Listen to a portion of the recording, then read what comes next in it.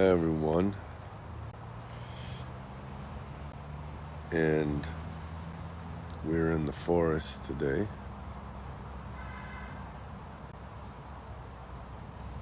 The forest that is conveniently located across from the garage that fixes my car all too often, as is the case with many musicians. But you see, that's the beauty, that's the good thing. Um, the hidden grace of when your car is getting fixed and you know you can't rush the mechanic and you can't go anywhere. Hey, hello, Eddie in London, Kentucky, and everybody. Hey, Rhonda, we're doing a little forest hangout this morning. And what does it mean when we say everything is destined and yet there is free will? Anyway, let's start the podcast out. Welcome everybody with a deep reminder that peace, love, and joy I am. That is my natural being. And when I am awake, I am free. And I must, to be awake and free and to have my peace, love, and joy, it must be gratefully. So peace, love, and joy. I am awake and free gratefully. Everything that is happening to you and in the world is exactly how it has to happen, whether we understand it or not. Our reactions to it are what we have to figure out, but we must be awake and aware that the most important thing I can do today and every day is to deepen my self-knowledge of who am I, what am I,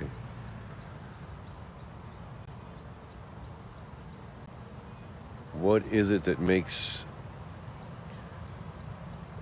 life real, and what is it about the world that is not real. If those who say the world is not real because it's temporal and it's really only a physical manifestation of the unknown infinite essence, so if it can't be separate from the infinite essence, we don't say the infinite essence is not real, it's just unknown.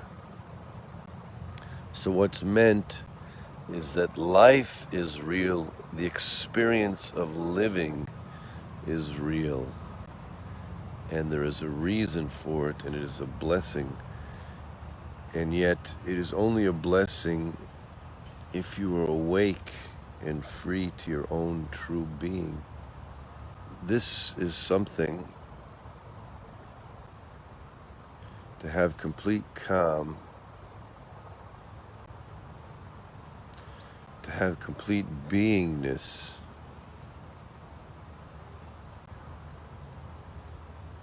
completely free beyond concepts, to know how to react to each situation without pre-patterns and laws and rules. Beyond that, beyond saying that God is love, while at the same time becoming that. It's not important if it's head knowledge, if it's things you've written or things you can say, but to become that becomes that life is real. To read it in a book is that the world is not real. To have that knowledge in your mind is of no help. But to simplify, to be awake in the moment, to understand that everything that is happening to you is exactly how it should be, and it's for your own good. I'll tell you just a little story. Happened to me today. And we're given the choice, we're given the free will, we're given freedom of how we want to look at everything. So I have this little sty on my eye that guys have seen in the videos for a while. I have to get a little operation, so to prepare for the operation you have to get a blood test, a few different things, letter from the doctor because it's a local anesthesia. And you have to get an EKG for your heart. So there I am waiting. Got my number. I'm waiting there in the health services to go in for the EKG. And the lady comes out when my number comes in. She says, "We're so sorry. The machine broke down. The EKG machine broke down." So I try for a long time, no matter what happens, to stay calm, know it's all for the good, nothing you can do about it, it's not worth yelling, it's not worth getting upset. And then she says to me, "When is your appointment?" So I tell her it's on the 23rd of March. She says, "Oh, well, you're lucky because, you can only have this EKG it has to be within 2 weeks that you get your," hey Pam, good morning, "that you get your EKG."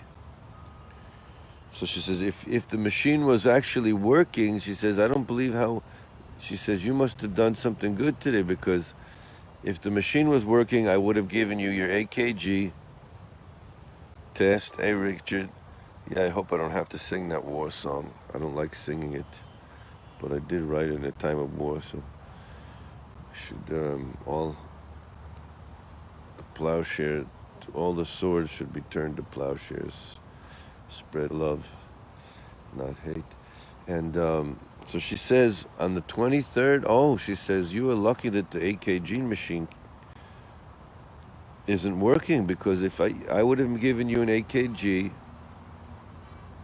on the date of your meeting, you would have driven all the way in to get your pre-check for your operation, and they would not have accepted this, and you would have missed probably your operation date because you have to have an EKG only within 2 weeks. So see, it wasn't I went through the list. There's certain things you don't have to be too organized and too perfectionist about, but when it comes to health and doctor things or paying your bills, responsibility is freedom. Just to let things go and that's not freedom. We did that when we were young. That's not freedom.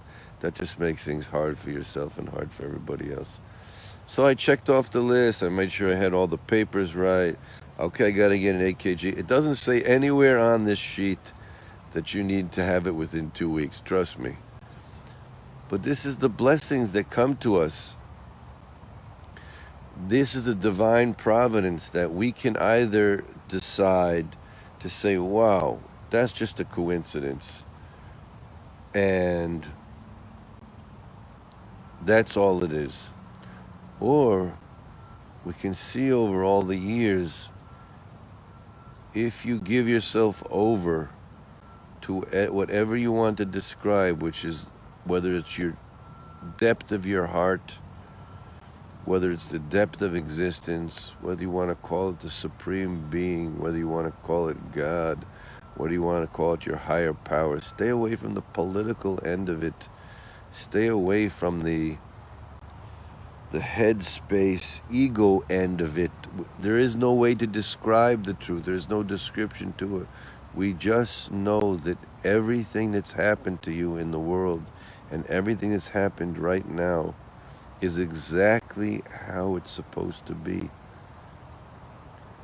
Everything depends on how you are going to relate to it and see the blessing in it, see the joy even in the painful moments, even in the joyful moments, to remind yourself that this is just like when you wake up from a dream. It's so obvious the dream wasn't real. Even though while you were in it, all the characters, you remember the details. So what is it revealing to us? I mean, what does it mean it's not real? We had it, but then when we wake up, we realize on some level it was just an illusion. The same thing is with this physical world. Freedom is not needing, yearning for any external material things that are temporary. You can get there a little bit today. You can't get completely there today. You can have glimpses of it, but we all need to know, just as if we take a little bit of responsibility to start eating healthy, put healthy things in our bodies, cutting back a little bit on sugar, a little bit on salt, a little bit on sweets, a little bit on fried food, a little bit less meat, whatever it is that you know works for your body, you see that your body starts to become healthy. The same thing is with your mind, with your inner being. If you're not going to make sure that you have forest time. Forest time could be you rush to work, you find your parking spot, and now you have 7 minutes before you're going to go to the office. That you take those 7 minutes, close your eyes, watch your thoughts, be awake to the illusions of the ego that has you like a hamster running on this rat race, and you're not able to admit that you're going nowhere or backwards or harming yourself and those around you, and you're out of control, and you need to just not be afraid to be completely honest with yourself. To know that, yes, I know exactly what I need to put into my thoughts, and that is I need to completely empty them out. It's like your body. If you were to eat all the time, your body would be very unhealthy. You have to have a certain amount of time between meals, and then sometimes half a day fasting, and then once in a while to cleanse your body is extremely healthy for the body. The same thing with the mind. You have to take time where you completely empty it. And even if in those moments you're realizing, wow, the greatest thing that could happen to you is you say, there's no way I can do this because my mind is racing of what happened yesterday, what happened a month ago, what happened last year, what's going to happen tomorrow, what's going to happen next month, what's going to happen next year. And you'll realize you are missing out. There is no beingness.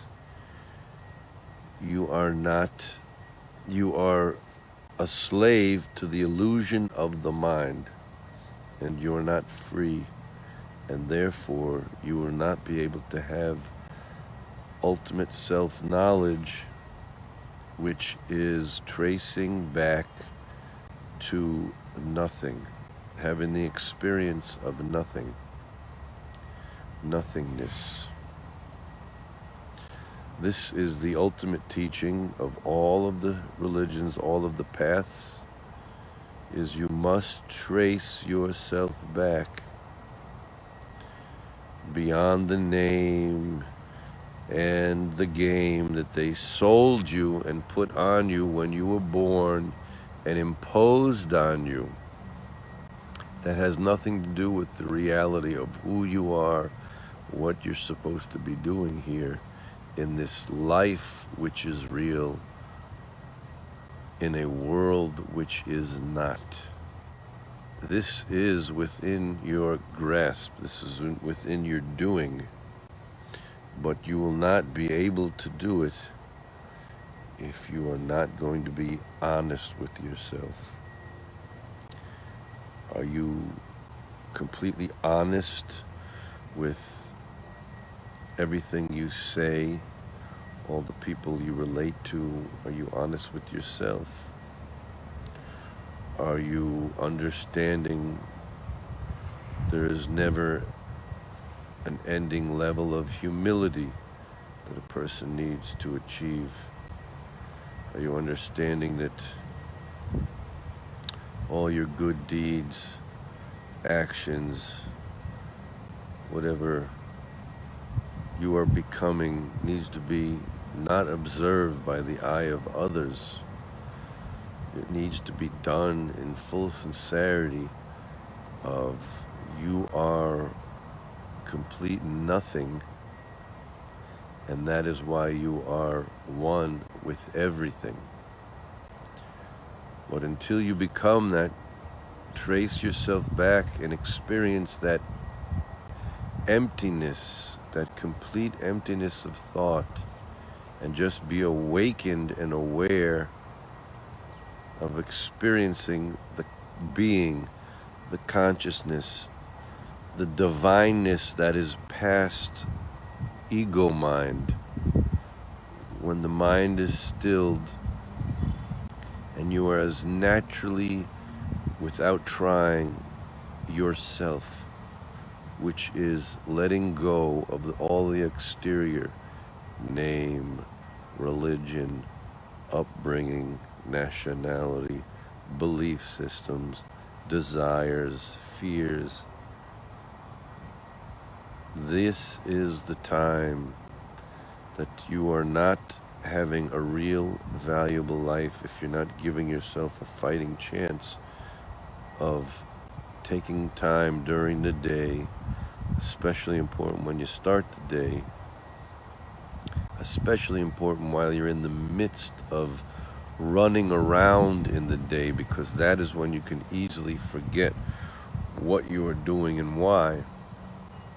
And you might even be thinking that you are the doer, but you are not the doer. You must witness what is being done through this physical manifestation. Witness it. Don't take credit for it. Witness what is happening. Witness the divine providence. On Friday, I picked up my mother-in-law, bringing over to our house for a nice Friday meal, to hang out with us on Saturday. She lives in a new building, and they just finished building it. And so, of course, 20 minutes down the road, in between her house and my house, I get a flat tire. Some nail went into the tire. I saw it later. I pull over to the forest on the side of the road. There was a long forest road between our houses. And right away comes out of the forest, as I'm just looking at the tire, 3 Ethiopian guys come out of the car and say, "Hey bro, what's going on? You all right?" I said, "Well, it looks like I got a hole, I got a flat tire." They said, "Oh, we just had one back there. We'll help you out." So I didn't realize there was no jack in the car. I had bought the used car a while ago, a few years ago, but I guess I never checked it. There was no jack. There was a spare tire. The spare tire was almost flat itself, but these guys changed my tire. And so I'm given the free choice to just say, okay, that's just a coincidence that exactly, I had just turned the car off. These 3 guys come out of the forest. They didn't even let me touch anything. I just said, they started asking me questions, who I am. I said, I'm a musician, whatever. They just did the whole thing. Then they said, well, you might have problems. You want us to follow you home? I mean, the nicest guys, it was like 3 angels came out of the forest. But these are the things that you have to see. Be an observer of life. Go enjoy the mystery of it, but know that nothing is happening by chance to you. By doing the blame game or saying life's been bad to me or why is this happening, you have ignored your inner being. You have ignored your self-knowledge. You've ignored your emptying yourself into retracing back to nothing, sincerely looking to experience the truth, which the highest place you can get of that is the residue of learning to not let the ego mind control your life by convincing you of desires or external buying things or external doing things are going to make you happy. You don't need anyone else. You don't need anything else. You need to go back deep inside, but deeper than you've ever gone. You don't need a teacher for this. It can help. There are great teachers, but the greatest teachers will not want to all of a sudden have you putting on certain clothes, putting up certain exterior reminders of religious symbols or spiritual rituals or all these other things. We don't make fun of people who do that because there are some people, whatever state of mind or whatever stage of life or wherever they are in life, sometimes that medicine is needed for people. You just need to be able to realize that you haven't given yourself enough private time to be with the essence of your being.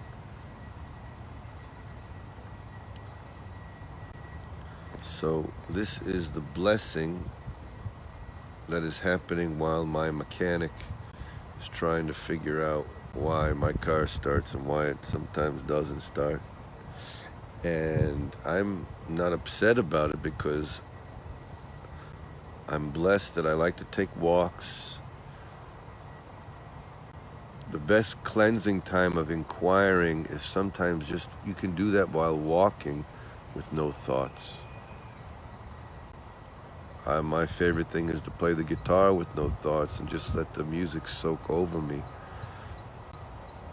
Listen to the birds with no thoughts.